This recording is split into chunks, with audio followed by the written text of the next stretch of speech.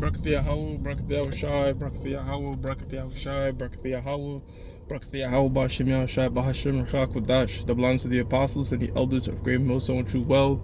Salutations to the hopeful elect out there, you Akim to Zadakim that do this thing in the most truth and sincerity. I'm the priest Shaman. This week's topic is going to be entitled, The World Doesn't Gotta Know What You About. The world does not have to know what you about.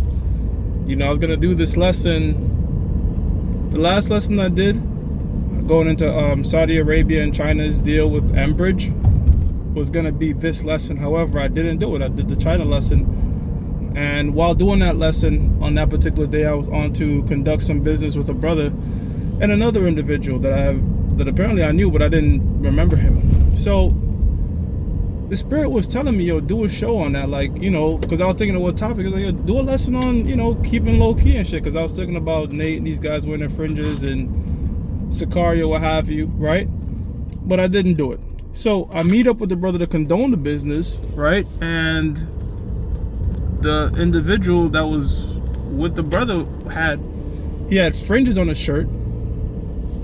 On the front of his shirt it said he had a tribe, and it had like a Jake depicted, like almost like it's a superhero, you know, like a superhero, and then under it was a tribe, and on the back it said Israelite, as that wasn't enough. And you know, I was kind of like basically when I met the brother, you know, I was being, of course, Clark Kent, saying what's up. I didn't say how about Shimmy, but then I turned to the left and I saw this dude drip down. Like, what the fuck? I'm like, damn, in broad daylight, we about to condone business with people and shit. And he was just like, hey, that's just how he rolled. I'm like, is he in the camp? He's like, nah. I'm like, who does he follow? Like, he said he was listening to Sicario, but then found out they were a bunch of niggas or whatever. But, you know, me and his brother, we was just like, damn, like, you know, like, why? Like, you know, like, all that does is put more target eyes on you, you know? And I told the brother, I was like, yo, this is so crazy, because I was going to literally do a show on literally before we got here, I was going to do a show on, you know, keeping yourself in Clark Kent mode.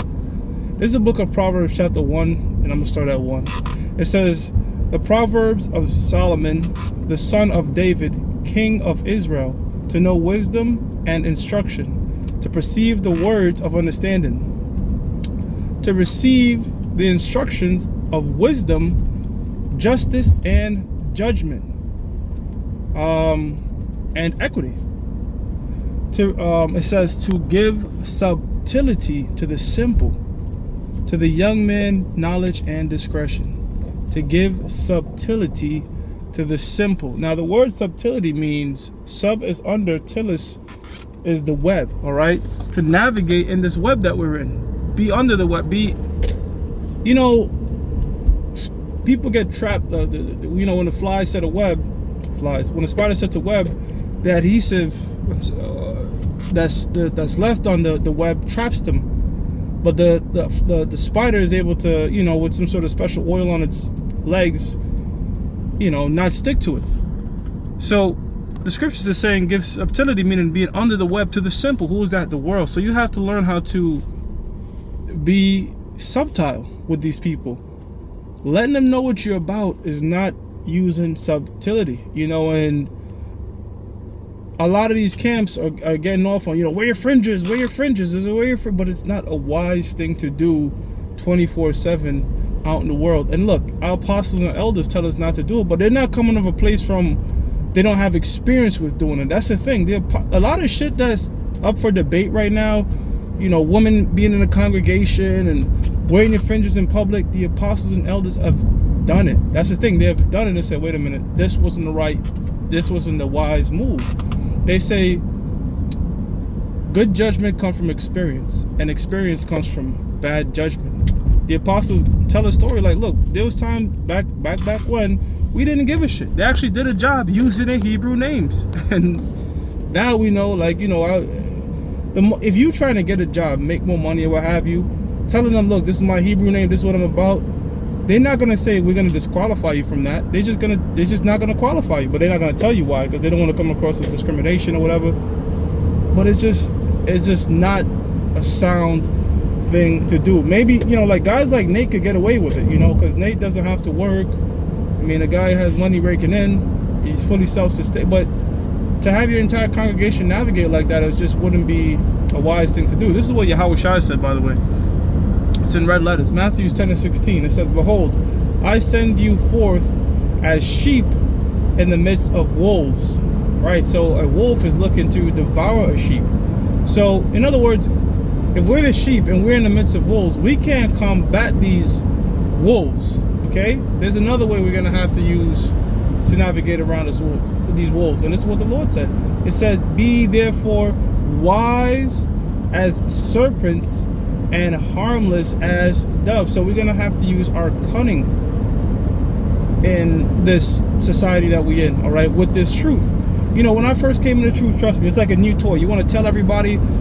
Sometimes if people don't get it, you get frustrated. Like, why didn't they get it? You're trying to force it on people, you know, and yeah, but then you realize, wait a minute, that's, from experience, that's not the wise thing to do. Now, there's times so many different people come up to me, start talking this Israelite thing, and I'm just like, okay, sounds interesting. Okay, that makes sense, you know, but I'm not just going to open up and shit. I had Jakes on my job, started going into it, yo, we're the real people. One Jake actually said, you know, I knew this, but I was so scared to say it because I didn't want to lose my job. This thing could put my, so even he knows, you know. And as they were talking and stuff about the Israelite thing, I was like, yeah, no, you know, that's true. Hey, that makes sense. But I'm not gonna go, you know what I mean? Well, hey, with great power comes great responsibility, right? So you have to, you know, I know especially newer brothers suffer from this. You're very zealous, you know, which is great. But the scriptures speak about saying something in season. You know what I'm saying? So that's what I really want to say. It's not like I'm hiding that I'm an Israelite because I'm ashamed or anything. It's just there's a time and a place to have these discussions and who to have them with. Genesis 3:1 says, now let's look at the characteristics of a serpent. It says, now the serpent was more subtle than any beast of the field. Now, twofold, that's going into Esau, all right? Meaning he's the most subtle of these other nations, okay? But snakes are actually very subtle creatures. They use a lot of wisdom, all right? And snakes don't roar and bark, and they don't really do much to let you know that they're around. You might hear a hiss or what have you, but they let their prey stalk. They use wisdom, okay? And that's how the Lord wants us to navigate. That's the only part I'm going to use from that scripture. I'm going to jump to Ephesians 5:15. It says, see then that you walk circumspectly, meaning there's a circle or around, and spect is to look. So make sure you're looking around, okay? Not as fools, but as wise, right? So knowing the time that we're in, right? Because verse 16 says, redeeming the time because the days are evil. We're not in the time of us walking around casually in fringes and letting every fucking body know that what we about, you know? Clark Kent mode, when you go out to camp, you're doing your lessons. I'm sorry, Clark Kent mode is when you're going through your daily lives, dealing with people, you know. Your family after a few years can know what you're about, you know, but you don't go too much in detail. A little bit, maybe you might tell your woman certain things, but you don't go too much in detail. But when you're doing your lessons and you're out there in the highways and byways, that's your chance to be Superman, okay? So you have to learn how, and that, a part of that too is controlling your spirit, because, you know, some of these guys might be like, man, fuck that, you know, the Lord is with me, I'm gonna wear my fringes 24/7. Them guys is just scared. You know, that's a very, like, sort of irresponsible approach, right? Because, hey man, if you have responsibilities, if you have a family and shit, man, you're providing for them, and you know that telling this truth could jeopardize that, you got to be responsible. Say, hey, wait a minute, you know, I'm gonna speak this thing in season, right? You know, the scriptures tell you in Galatians, do I therefore become your enemy because I tell you the truth? And then there's another scripture in the book of Sirach that says, instead of a friend, be ye not an enemy. So instead of being friends with these people, right, in the world, know that this, I mean, you could be cool with them, but know this, why make them an enemy? More than, I'm gonna tell you something, people don't want to hear this thing, okay? You know, like, maybe you like going through your daily lives and somebody starts spewing to you their beliefs about Muslims or Christians, and for the most part, you don't want to hear the shit, right? Because you're like, man, I don't believe that shit, right? They have the same reaction. Like, you got to think like that. They're not seeing this as the truth. They just seeing it as like, well, what's the dude telling me this shit? Like, I don't really give a fuck. Like, they might nod their head or whatever, but they don't really want to hear it. If they did, they'd have went out and seek the truth. See, that's the thing with this truth. We're not obligated to save anybody. You know, the scripture says, work out your own salvation. All right? Our job is to throw the seeds out. Luke 8:11, plant the seed in the world. But the Most High is going to determine the increase. We don't have to go around and try to, you know, be frustrated if somebody don't get it. Man, I'm not telling enough people, and none of that shit. The internet was set up for its purpose, okay? And there's a time and a place, Ecclesiastes 3:1, all right, under the sun for that. This is the book of Romans 2:29. It says, but he is a Jew, which is one inwardly. So it's not so much about the outward appearance of a Jew. It's, you know, that's why there's so many scriptures like circumcise your hearts, you know, circumcise the foreskins of your hearts, or rent your heart, not your garment, because a lot of times people do things for show. You know, look at me, look at, you know, but inwardly, are you practicing what the Lord tells you to practice? Again, I got to use IUIC. Fringes, and boom, adultery, right in the congregation amongst the top men. So it's like, okay, you got your fringes on, but are you really practicing believing, you know, the things that you're preaching? You know, the Lord cares about that more. It says, and circumcision is that of the heart or the mind in the spirit, and not in the letter. Right, because these guys, like, take for example Sakari, right? The guy that was dressed up in his Israelite regalia. He said he stopped following Sakari because there was a bunch of nigga shit going on. So it's like, okay, you decked out in fringes, but y'all on some nigga shit. Y'all constantly want to fight people, and that's the type of shit I was here. But these guys is, you know, they're dagamen, right? So, which is, again, that's not how the Lord said we should. We shouldn't be coming in the spirit of trying to fight people and come out with AK-47s. We're the sheep.